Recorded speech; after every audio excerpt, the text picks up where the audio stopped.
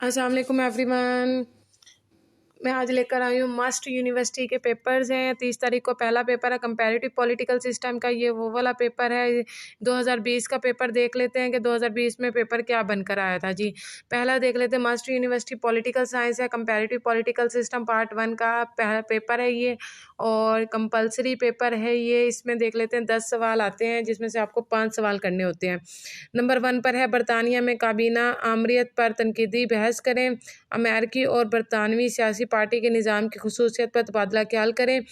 लंबे अरसे तक उन बुनियादों की हिफाजत किस तरह मुमकिन है। नंबर 2 पर।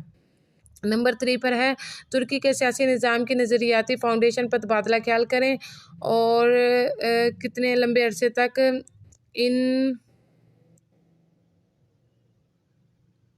की हिफाजत की तरह मुमकिन है। अच्छा जी, बहुत ही वो लिखा हुआ है, नज़र ही नहीं आ रहा। खैर, नंबर 4 पर है, मौजूदा चीन के आइन की नुमाया खसूसियात पर तबादला ख्याल करें। नंबर 5 पर है, कांग्रेस में कमेटी के निज़ाम पर तबादला ख्याल करें, उनका मुवाजना बरतानवी पार्लियामेंट से करें। नंबर 6 पर है, अमेरिकी सीट की तालीम और इख्तियारात के बारे में तबादला ख्याल करें। नंबर 7 पर है, तुर्की के सियासी निज़ाम में तौसीक के तौर पर मुस्तफ़ा कमाल सियासी फ़लसफ़े पर गुफ्तगू करें। नंबर 8 पर है जी, अमेरिका में अदालती रिव्यू पर एक नोट लिखे, नज़रसानी कहते हैं इसको।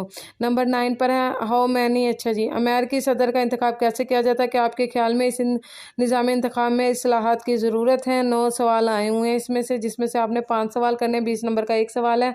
अल्लाह पाक आपको कामयाब करें। 30 तारीख को ये पेपर है, 30 दिसंबर 2012 को, 2021 को, sorry. Thank you so much, अपना बहुत सारा ख्याल रखिएगा। अल्लाह हाफिज़।